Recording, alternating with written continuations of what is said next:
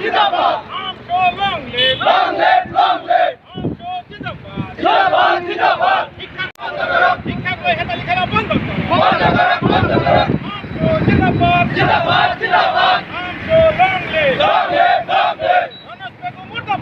ধৰ্মীয় সংখ্যালঘু ৰাইজ শিক্ষাৰ ক্ষেত্ৰত পিছ পৰি থাকে, শিক্ষাৰ ক্ষেত্ৰত কেতিয়াও আগবাঢ়ি যাব নোৱাৰে।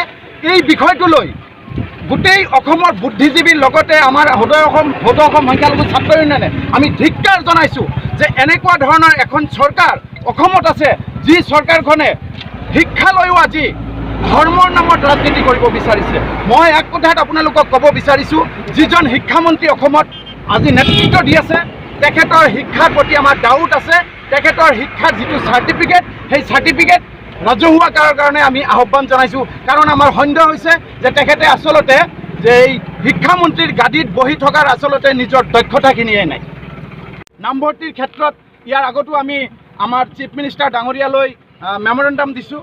নামভৰ্তিৰ ক্ষেত্ৰতো আজি ধৰ্মীয় সংখ্যালঘুৰ ফালে পোনপটীয়াকৈ ক'বলৈ গ'লে ধৰ্মীয় সংখ্যালঘুসকলক বঞ্চিত কৰা হৈ আছে। আজি স্পষ্ট হৈ গৈছে যে আমাক কোনো ফালেদি যেতিয়া ধৰ্মীয় সংখ্যালঘুসকলক নিক্ষেপ কৰিব পৰা নাই, তেতিয়াই এটা অস্ত্ৰ হাতত তুলি লৈছে অসম চৰকাৰখনে, ঘিণ লগা চৰকাৰখনে, যে শিক্ষাৰ ক্ষেত্ৰত আমাৰ অসমৰ ধৰ্মীয় সংখ্যালঘুসকলক যাতে কৰি সিহঁতে পিছ পৰি থাকিব, যাতে কৰি সিহঁতে শিক্ষাৰ ক্ষেত্ৰত আগবাঢ়িব নোৱাৰে, তাৰ কাৰণে সিহঁতে চিন্তা চৰ্চা কৰি আছে। তো গতিকে আমি এই বিষয়লৈ সদৌ অসম সংখ্যালঘু ছাত্ৰ ইউনিয়নে অসম চৰকাৰখনক সকীয়াই দিছোঁ।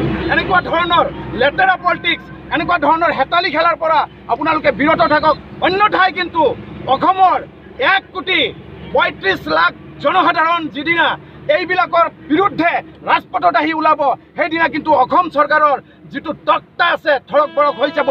আমি ইয়াৰ পিছত যদি সেই 7খন জিলাত টেট পৰীক্ষা পাতা নহয়, ইয়াতকৈও আৰু ভয়ানকভাৱে আমি গণতান্ত্ৰিকভাৱে আন্দোলনৰ কাৰ্যসূচী হাতত ল'ম। প্ৰয়োজন সাপেক্ষে আমি নেশ্যনেল হাইৱে ৰেল লাইন অৱৰোধ কাৰ্যসূচী হাতত লোৱাৰ কাৰণে বাধ্য থাকিম। পশ্চিম কোকৰাঝাৰ জিলা সমিতিৰ তৰফৰ পৰা শিক্ষামন্ত্ৰীৰ প্ৰকৃতিৰ কাৰ্যসূচী হাতত লৈছোঁ। কাৰণ আপোনালোকে জানে শিক্ষাৰ ক্ষেত্ৰত যি বৈষম্যমূলক আচৰণ আমি শিক্ষামন্ত্ৰীৰ ফালৰ পৰা দেখিবলৈ পাইছোঁ। ইয়াৰ আগতো আপোনালোকে জানে যে বিভিন্ন ছাত্ৰ সংগঠনবিলাকক লগত লৈ এখন শিক্ষামন্ত্ৰীয়ে মিটিং আহ্বান কৰিছিল, কিন্তু তাতো আমাৰ যিবিলাক ধৰ্মীয় সংখ্যালঘু ছাত্ৰ সংগঠন আমচুকে ধৰি বিভিন্ন সংগঠন কাকো মাতা নাই। ইয়াৰ পৰাই আমি তেতিয়াই বুজিব পাৰিছিলোঁ যে শিক্ষা বিভাগক লৈ তেওঁলোকে এটা কুটিল ৰাজনীতি আৰম্ভ কৰিবলৈ গৈ আছে। তাৰপিছত আপোনালোকে ইয়াৰ পিছত চাওক, ছাত্ৰ ছাত্ৰীৰ যিবিলাক পাছ কৰাৰ হাৰ ইতিমধ্যে এইবাৰ পৰীক্ষা যিটো হোৱা নাই, এনেই পাছ কৰি দিয়ে মানে যিটো লৈছে, তাৰ কাৰণে অভাৱনীয়ভাৱে শিক্ষাৰ্থী পাছ কৰিলে। এতিয়া সেইবিলাক ছাত্ৰ ছাত্ৰীৰ এডমিশ্যনৰ কাৰণে এতিয়া ব্যৱস্থা নাই, এনেকুৱা এটা পৰিস্থিতি। আচলতে শিক্ষামন্ত্ৰীগৰাকীয়ে এই ক্ষেত্ৰতে একটা ষ্টেপ ল'ব লাগিছিল, ভালদৰে এটা চিন্তা চৰ্চা কৰি কেনেকৈ এই ষ্টুডেণ্টবিলাকক আমি এডমিশ্যন ল'ব পাৰোঁ। সেইবিলাকৰ পৰা বিৰত থাকি তেওঁলোকে এটা কুটিল ৰাজনীতি কৰিছে যে এই 6খন জিলাত সংখ্যালঘু অধ্যুষিত অঞ্চল বুলি, তাত মই বাৰু মানসিকভাৱে সিহঁতে এটা পৰিকল্পনা হাতত লৈছে এইখিনি মানুহ যাতে আগবাঢ়ি আহিব নোৱাৰে, টেটৰ পৰা যাতে বঞ্চিত থাকে তাৰ কাৰণে এটা ষড়যন্ত্ৰ তেওঁলোকে লৈছে। এই ক্ষেত্ৰতে আমি সেইকাৰণেই আজি এই কাৰ্যসূচীটো হাতত লৈছোঁ।